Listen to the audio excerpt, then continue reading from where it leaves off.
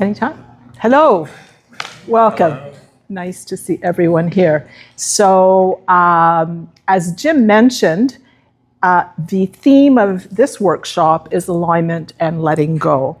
And Jim just gave a really nice intro and talked about what we're working in Tai Chi. We're working many, many different things, but what he was referring to was structural alignment. And as he referred to, we're all coming in, unless we're 20, or sometimes not, we're all coming in with a baseline of malalignment in our body because of surgery, past illness, past injury. So Tai Chi really, really works our structural alignment. And what I mean by structural is the bones and the muscles, our bony structure and the muscles. We're gonna work on that throughout the weekend. What I want to focus on, which is linked to that, is internal. What does this exterior structural alignment do for our internal alignment? Because that's where all the magic happens and all our systemic healing can happen. Okay, so there's three things I want to talk about today. Fascia, primarily fascia, circulation, and hopefully, if there's time, a little bit of the neuroendocrine or the neurological and mindful aspects of Tai Chi. So there will be a blog coming with much more detail. So, not to worry if some of it, you don't understand or what have you, but let me know if you have any questions. We'll certainly have time for questions at the end, and I'll do my best to answer them for you. Okay, when I do give a talk or write a blog, I do my best to look at the science and how it blends and supports and validates the practice of Tai Chi. And I try to look for the most recent science. So I was very, very excited with what I found about internal balance related to Tai Chi. And just to let you know, there was 5 months ago, a systemic review, they call it a meta-analysis, that was published May 2025, with a review of the past 20 years, any studies that had to do with Tai Chi and healing. And there were over 200 that they found, which is actually not a lot over 20 years, but Tai Chi is very special in terms of a practice. And they found 69 of those met the validity for proper research and evidence-based practice. So there's emerging evidence, it's just to say, there's emerging evidence for the art of Tai Chi and what it can do for the system internally. So that's quite exciting. So what they were looking at is cellular repair, healing, and how Tai Chi can mitigate age-related decline, which I don't know about you, but that is such a nice thing to be able to practice and to know about. So the first thing is fascia. Now, I'll just let you know now that I have some images. I'll just kind of flash them as I speak, but I'm going to leave them on the table, so you're welcome to have a look, and they're specific to the topics. The first area I want to talk about is fascia. People know what fascia is? I can give a little bit of a review. It's a huge topic, so this is a high-level overview. We have fascia, we have deep, superficial fascia and deep fascia beneath the skin. Our fascia is a mechanical system of connective tissue that supports, but also unifies our bones, our muscles, our organs, our nerves, our blood vessels. It's not just a little thing, it's a casing, and that's actually, you'll see, this is a magnified image of fascia. It's a matrix. If you can kind of think of a spider web, it's all through the body, okay? Very strong, very strong. So what does Tai Chi have to do with fascia? The fascia is being, pardon me? No, this is through the microscope, electron microscope. Oh. Yeah, it's a tissue sample. And it'll be here if you want to have a closer look. Fascia is made up of cells called fibroblasts. Okay? And fibroblasts, when they're activated, do two really important things for us. Okay? The first is they release collagen to repair tissue. And the second is they release immune cells when we have inflammation. And we all know that when we have an injury, an illness, and as we age, I mean, how many collagen products do you see on the shelves in the pharmacies? And anti-inflammatories, right? So those are two huge mechanisms of the fascia. And Tai Chi has the perfect method of activating the fascia. So there's something called mechanotransduction. Fascia, it's a fancy word, fascial mechanotransduction. Fascia, a little bit like saran wrap, okay? It senses and it responds to loading, okay? So it's there, and you know when you have a piece of saran wrap and you're pushing it and it's strong, but it will respond to the loading. Same thing with Tai Chi, with the fascia in Tai Chi. So when you load, the fascia will respond. So what does this have to do with alignment and relaxation? Fascia will respond if we are aligned and relaxed, right? If we are well aligned, if we have a really good external structure, we're making space, we're opening the tissues and where the organs are, and the fascia can open up. And why is that important? Because that's the only time fibroblasts are spewing out the collagen that we need and the immune cells that we need to up-regulate our system. So do you see the connection? If we have really good alignment and we are soft inside, our fascia can then say, oh, I have a great microenvironment here. Time for me, oh, there's a little bit of tension there. I'm going to release some collagen in that area. Oh, this person where's Sherry, is having a back issue today. Let's, up-regulate the immune cells in that area. So it's pretty exciting that they can actually see this now in vivo, in tissues, and they can see how the fascia responds to sustained movement. So the external alignment that we're trying to achieve in Tai Chi allows for an internal realignment of your fascia. And by having an internal realignment of your fascia, we have an even loading. So if we're doing a Danyu and we're doing it like this, we have an uneven loading of your fascia. Your fascia is not going to respond to that. Well, true and not true. Fascia also has a terrific proprioceptive network. There's actually more proprioceptive nerves in the fascia than in muscles.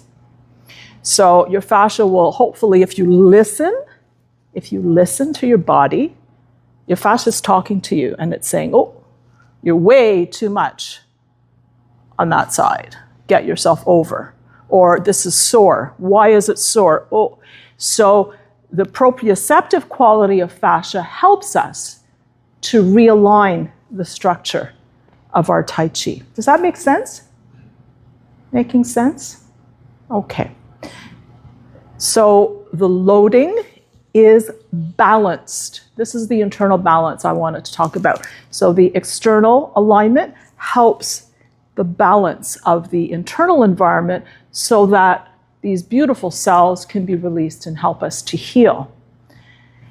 Okay, let's move on to the second. That's circulation. So we all know that Tai Chi helps our circulation, correct? We all know that.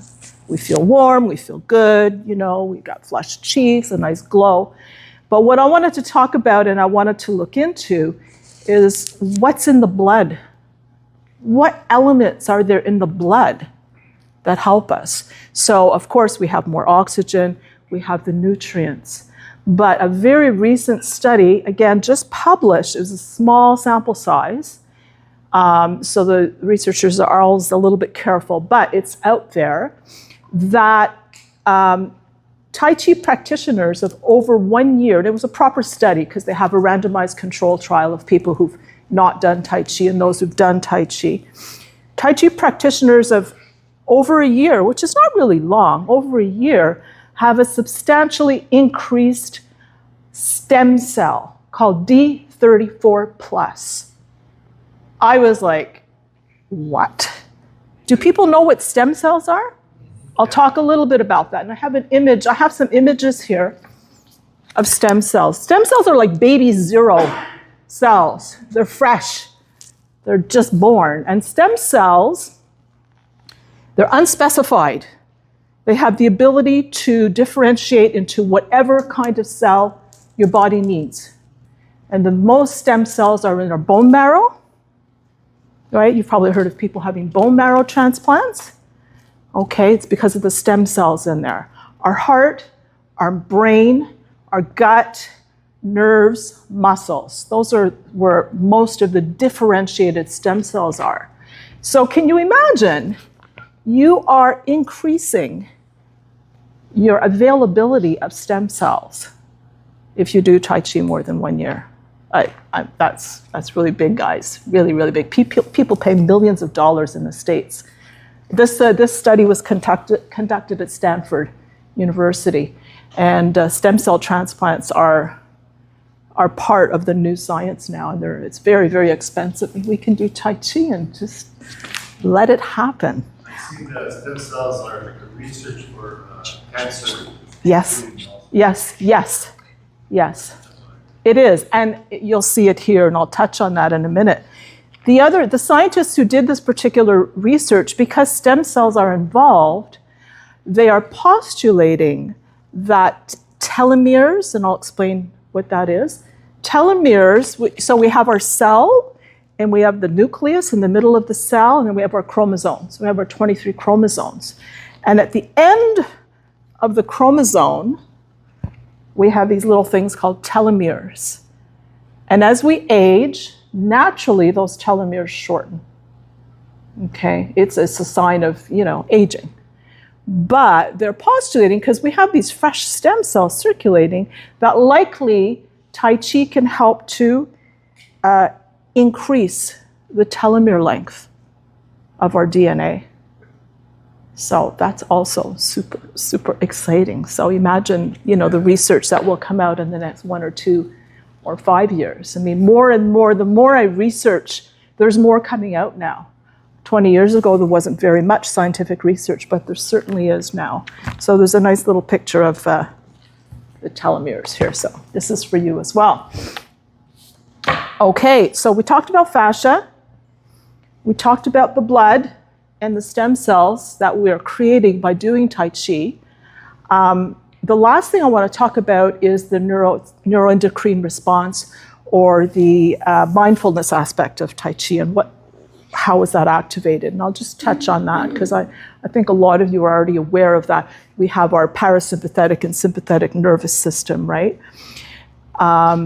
The parasympathetic nervous system is what we're activating in Tai Chi, and that's activating the vagus nerve. Please do have a look. I'd specifically copied this image because the vagus nerve is the largest nerve in your body, and you'll see it goes throughout, top to bottom in your body. It's everywhere. And don't forget, the fascia is around that as well, stimulating the vagus nerve as we move. There's something called the HPA axis. Connection between the pineal gland and the kidneys, or the adrenals, the adrenal glands that just sit on top of the kidneys. This axis is what's activated when we have stress. So when we have stress, we have hormones that get released at the top, go through the pineal gland, go to the adrenals, and boom, we have all this cortisol, our stress hormone, gets released. What does Tai Chi have to do with this? Tai Chi activates the vagal nerve, the vagus nerve, and the vagus nerve short circuits this. It just goes, it just mitigates it. It just short circuits it. so that yes, there might still be some cortisol coming, but maybe, I don't know, I can't postulate, 50%. It mitigates it significantly, which is why when we do our Tai Chi, we feel calmer, we feel more relaxed, we can respond to better hormones, good feeling hormones. And don't forget, this vagus nerve is close to the diaphragm and the spine as well, right? We have two branches in the front and in the back, and it gets stimulated every time we elongate the spine, we open up, we stretch. So we're getting a fascial stretch, we're getting more circulation, and we're stimulating this vagus nerve. So those three areas are really important to what's happening internally when we have the right structure, right? So we need to be, learn the art, learn how to be aligned. The relaxation will come through the stimulation of the vagus nerve, and also having really good hygiene or loading of your fascia, because your fascia covers it's like a lining, it's the casing, that covers your muscles. And if your muscles are relaxed, the fascia opens up. Okay? If you're not relaxed, that fascia just stays stuck. It's like, okay, you want to be tight there? I'll be tight there. I'm just going to hold you in that position. So that's the part of letting go and stretching, and your fascia does that, right? So stretching there's stretching physically through alignment, but there's also relaxation from a mental, emotional aspect, and that's where the vagus nerve comes in. There's many different angles to relaxation. I think that's about it. There you go. Okay.